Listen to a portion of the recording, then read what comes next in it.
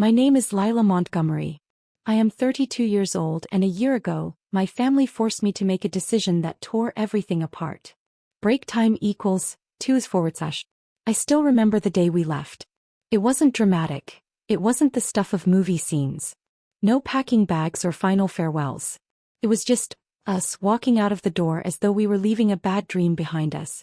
My son Jason, barely 3 at the time, skipped happily behind me, unaware of the weight that had settled in my chest. It all started with the small things. A comment here, a sarcastic remark there. The judgment in their eyes whenever I did something different. It was as if the family had become a stage and we were simply playing roles. My brother, Daniel, always the golden child, was the center of attention. And I was the one they always pitied. The one who didn't fit into their perfect little mold. My parents never said it outright, but the tension was there, simmering below the surface. My choices, my decisions, they always seemed to be met with disapproval. Whether it was how I chose to raise Jason or how I handled my job, I was never enough. And that was the moment it happened. The decision. One afternoon when Jason came running into the house, laughing and smiling after playing outside, I saw it. I saw how his joy was so pure and untouched by the weight of the world. I saw how, in that moment, I was the only one who truly mattered to him. But then there was a knock on the door. It was Daniel. The look on his face said it all. The jealousy, the bitterness he had been holding inside for years, but it was more than that. It was the realization that, for the first time, I was choosing something over him. Choosing my son, my family, my happiness. And just like that, I knew we were leaving. No grand goodbye. No dramatic confrontation. Just gone. We packed our things that night and never looked back. The pain was suffocating, but there was a sense of freedom too. For the first time in my life, I wasn't trying to meet someone else's expectations. I was making my own decisions. For Jason. For us. But as we drove away, I couldn't help but feel the weight of their judgment follow us. Their disappointment, their resentment. It was all I could think about. Would they even care? Would they notice we were gone? Break time equals 2 is /. I never thought it would come to this. But a year later, when Jason's happiness became impossible to ignore, everything would change.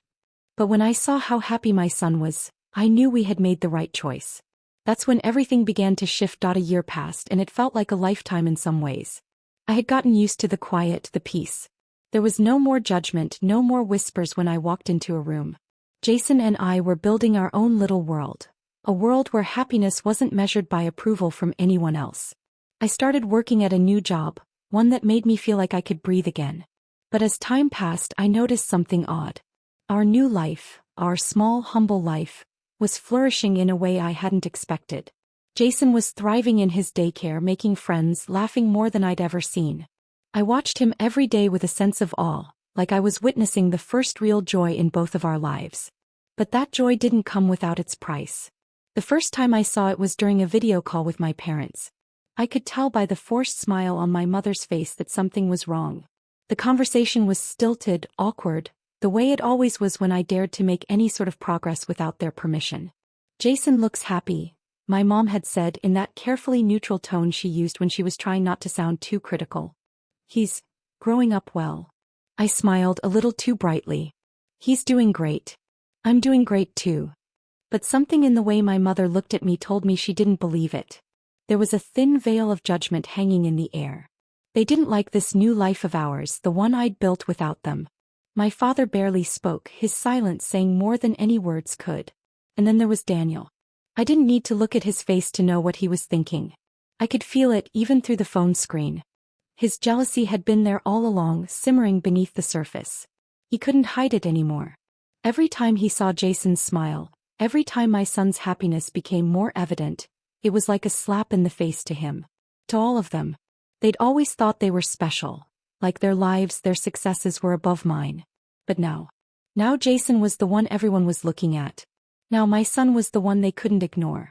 I remembered a moment from that phone call clearly. Jason had been playing with his toys in the background, laughing like a child should, purely and untainted. I saw the look in Daniel's eyes. The quiet resentment. The moment he realized that Jason, not him, was the one who was finally the star. That moment hit me like a freight train. In all the years I had spent seeking their approval, I had never realized how deep the envy ran. And that's when I knew. The family hadn't just lost me, they had lost something far more important. They had lost the chance to see my son grow, to experience his joy, his innocence. They had lost the chance to fix their mistakes. But for some reason I couldn't shake the nagging thought. Was I making a mistake too? Was I being selfish, cutting them off completely? I hadn't spoken to any of them in months. Maybe I was just as stubborn as Daniel. Maybe I was letting my hurt guide me instead of my love for the people I once called family. Break time equals 2 /. But then the phone rang again. I never imagined that a simple phone call would shatter everything all over again. When I answered the phone, I expected another awkward conversation, maybe even a few forced pleasantries. But what I got was far worse. Lila, my mother's voice was tight. We need to talk. Your brother wants to see Jason. He's been asking about him. He misses you both. I held my breath, feeling a pang of anger. A year. A full year of silence, and now they were trying to act like nothing had happened? The only thing they were missing was the image of their perfect little world. I don't think that's a good idea, Mom, I said, my voice more steady than I felt. I don't think Jason needs to see anyone right now, especially if it's just going to be for their convenience. There was a silence on the other end of the line, and I could almost hear her thinking. She was trying to figure out what to say, how to manipulate this conversation to make me feel guilty. But I wasn't playing her game anymore. I had a life now, one that didn't involve pretending. Look, I'm not asking for a lot, my mother continued, her voice cracking. Just come home. Bring Jason. We'll make it right. We'll fix everything. Fix everything. The words stung like salt on an open wound. How many times had they told me that? How many times had they promised to change, only to fall right back into their old patterns? I gripped the phone tighter, feeling the surge of resentment rise up again. I don't need fixing, I snapped, surprising myself. Jason doesn't need fixing either. If you really wanted to fix things, you would have done it a year ago. We're fine. We're happy here. And if you don't want to see that, then that's on you. There was another long pause. I could hear my mother's shallow breathing, and then in the background I heard Daniel's voice. The words were muffled, but they were unmistakable, laced with that familiar jealousy. Let me talk to her, Mom. Daniel's voice broke through the noise. I'll get through to her. She'll come back. I felt a chill run through me. His voice was calm, too calm, like he was plotting. This wasn't about family anymore. This was about winning. He wanted control back. He wanted to be the one in charge of everything, to make everyone bend to his will like he always did. I'd seen this side of him before. The part of him that never seemed satisfied, the part that resented anything that took attention away from him. And now it was my son. My son's joy. My son's future. You don't get it, do you? I said, my voice trembling with anger. Jason doesn't belong to you. He's not your prize to claim. And you don't get to control us anymore. We're done, Daniel. I hung up before he could say anything else. I knew that would only fuel the fire. The line went dead, but the weight of it lingered. I couldn't believe how much I had to keep pushing, how much I had to fight just to keep my son safe from their toxic expectations. But I couldn't stop there. Oh, I had to do more. I had to make sure Jason never felt that suffocating weight. I had to make sure that what we had now, this peace, was never threatened again. Not by Daniel. Not by anyone. I sat down, running my hands through my hair. There had to be a way to make them understand, to show them what they were losing. But the more I thought about it, the more I realized. They didn't care about understanding. They cared about control. And for that there was no solution. So I made a decision. I would make them see the truth, even if it meant sacrificing everything. Break time equals 2 /. I was done waiting for them to change. It was time to take matters into my own hands. And just as I thought it was over, something shifted. It was supposed to be an ordinary weekend, a Saturday like any other. I had taken Jason to the park, watched him play, laughed as he chased after the ducks by the pond. The innocence of it all kept me grounded, kept me focused on what really mattered. But even in those moments of peace, the shadow of my family loomed over me. They were never far from my mind. That afternoon, as we were walking home, my phone buzzed with a message. It was from Daniel. We need to talk. Now. My heart skipped a beat. I could feel the tension rising in my chest, the familiar anxiety creeping back into my veins. It was always like this with him. Never any calm, just a storm of chaos and manipulation. I tried to shake off the feeling, but it wasn't working. I read the message again, a sense of dread building up. Something was coming. And I wasn't sure I was ready for it. I didn't respond immediately, but as the day wore on, I knew I couldn't avoid him forever. I wasn't afraid of confrontation anymore. But I was terrified of what might happen when I finally faced him. That evening around 7 p.m. my phone rang again. It was Daniel. I answered it without thinking twice. Lila. He snapped, his voice sharp. I don't know what game you're playing, but I'm done with it. I'm done with you.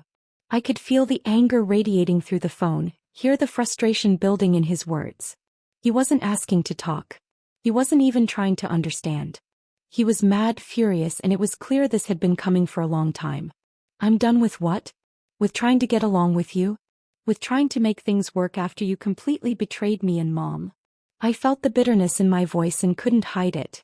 You're the one who ruined everything, Daniel. You're the one who made me feel like I was nothing.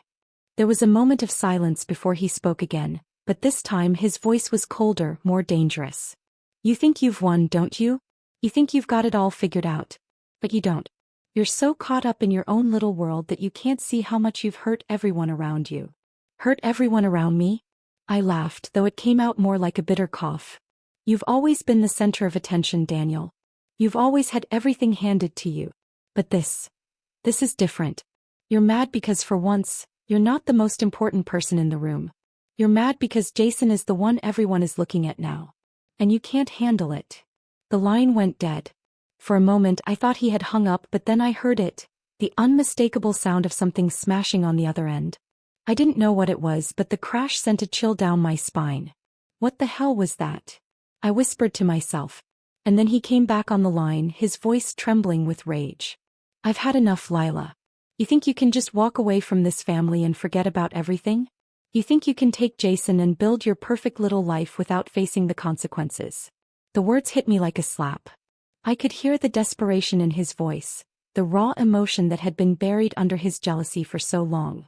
He wasn't just mad. He was broken. And I realized then that this wasn't about me anymore. This was about his need to control, to dominate. You're right, I said, the weight of his words sinking in. I did walk away. And maybe that was the best decision I've ever made. I'm not asking for your approval, Daniel. I'm asking you to let me be happy. Another crash echoed through the phone. I'm not going to let you get away with this, he spat, his voice barely intelligible now. We'll all see. And when it all falls apart, don't come crawling back to me. I could hear his ragged breath like he was choking on his own words, but I couldn't feel sorry for him anymore. The reality was clear now. The brother I once looked up to had been consumed by jealousy, and nothing, not even family, would ever make him feel better. I'm not coming back, Daniel, I said softly. Not this time. And neither is Jason. And with that I hung up. But I knew then that the damage had already been done. I had no idea what would happen next, but I knew one thing for sure. Our family would never be the same. Break time equals 2// I never imagined that one moment would tear apart the family I once knew. I didn't sleep that night. How could I?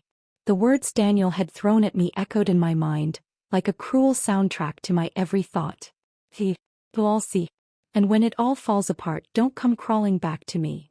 I could still hear the anger in his voice, the desperation. It wasn't just about Jason anymore. It was about control. It was about the fact that I had dared to take back my life, to make a decision without seeking his approval, and he couldn't accept it. I'd known him for years, but this side of him was something I'd never truly understood. My brother, the golden boy, the one who always got what he wanted, had finally snapped. And I realized then that it was no longer just a matter of us leaving. It was a matter of him losing his grip on everything he thought he controlled. The next morning I woke up to a barrage of text messages from my mother. They were frantic, each one more desperate than the last. She was trying to bring me back, trying to convince me that Daniel was just having a breakdown, that he didn't mean what he said. But I knew better. I had lived under their roof long enough to understand how they worked. My mother, with her passive-aggressive manipulation, and my father, who stood silent in the background, always too afraid to take a stand. And then there was Daniel, the shining star of the family, the one who could do no wrong. But I wasn't playing that game anymore. The worst part was, as much as I hated to admit it, a small part of me wanted to believe her. I wanted to believe that they could somehow fix everything, that we could go back to how things used to be. I wanted to believe that the family I had once known, the family I had fought for, could somehow come back together. But that was a lie. The truth was, no matter how much I tried, I couldn't go back. Not to their expectations, not to their constant criticism. Not to the way they made me feel like I was never enough. Jason was the one who pulled me out of my spiral. I watched him play with his toys, his innocence shining through like a beacon of hope. He didn't know the weight of what had happened, didn't know the battles I was fighting. He was just happy. And for the first time in a long time, I realized that maybe that was all that mattered. But then things started to escalate.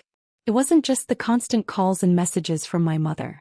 It wasn't just Daniel's venomous texts. It was the whispers, the rumors that started to spread among the rest of the family. They painted me as the villain, the one who had abandoned them, the one who had torn the family apart. It was ironic. The ones who had betrayed me, who had torn me down at every turn, were now acting like I was the one who had done something wrong. Like I was the one who had made a rash decision when in reality, it was the only decision I could have made. The worst part was they weren't just angry at me. They were angry at Jason too. At his happiness. At his innocence. It was like they couldn't stand the fact that he was thriving without them, that he was growing up outside of their control. I knew this was bigger than just me. This wasn't just about family drama. This was about something deeper, something much darker. And that's when I realized the full extent of the situation. The betrayal wasn't just personal. It was something systemic, something that had been building up for years. I thought about my parents, how they had always favored Daniel, how they had always treated me like I was second-rate. I thought about all the times I had sacrificed my own happiness for the sake of their approval, all the times I had swallowed my pride just to keep the peace. But no more. I was done playing the role of the dutiful daughter, the one who bent to their will. It was time to show them the price of their actions. It was time to stop being the victim in their story. I had been planning for a while, but now it was no longer about survival. Now it was about making them face the consequences of their actions. They had made their choices and now I would make mine. But before I could put my plan into motion, there was one more thing I had to do. I had to get to Daniel. Break time equals 2/. That night I couldn't recognize the family I once loved. The air was thick with tension as I sat on the couch that night, my mind racing. I had to face Daniel. I had to confront him once and for all and end this madness. I couldn't keep running from the reality that our family, the one I had known and loved, was never going to be the same. I had tried to avoid this moment for so long, telling myself that maybe it would blow over, that time would heal all wounds. But time had only made things worse. It had exposed the cracks, revealed the deep-seated jealousy, and the toxic need for control that had always simmered beneath the surface of our family. Jason was asleep in the other room, blissfully unaware of the storm that was about to hit. His soft breathing was a reminder of everything I was fighting for. He didn't deserve to grow up in the shadow of my family's dysfunction, under the weight of their unspoken expectations. He deserved more than that. I didn't know what to expect when I picked up the phone to call Daniel, but I knew I couldn't delay it any longer. He had left me no choice. The phone rang twice before he answered.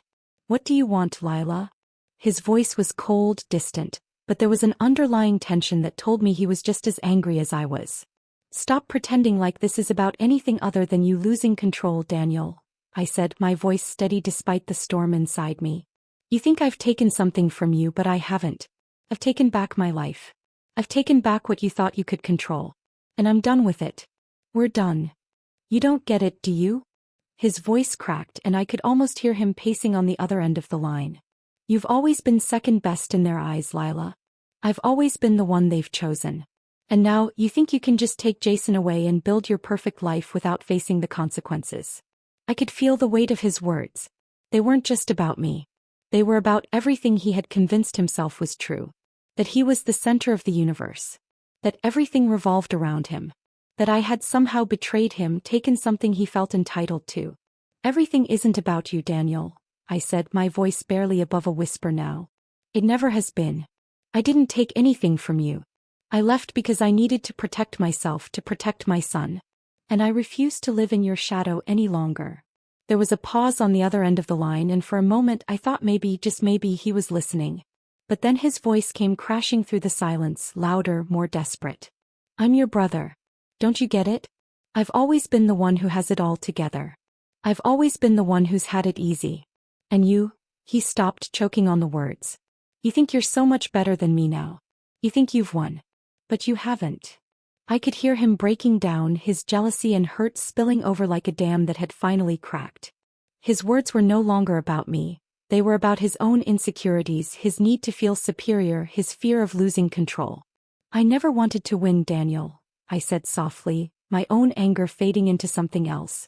"I just wanted to be free. And Jason deserves that freedom too." There was another long silence, but this time it wasn't filled with rage. It was filled with something else. Something heavier, something irreversible. I realized in that moment that Daniel wasn't just angry at me. He was angry at himself.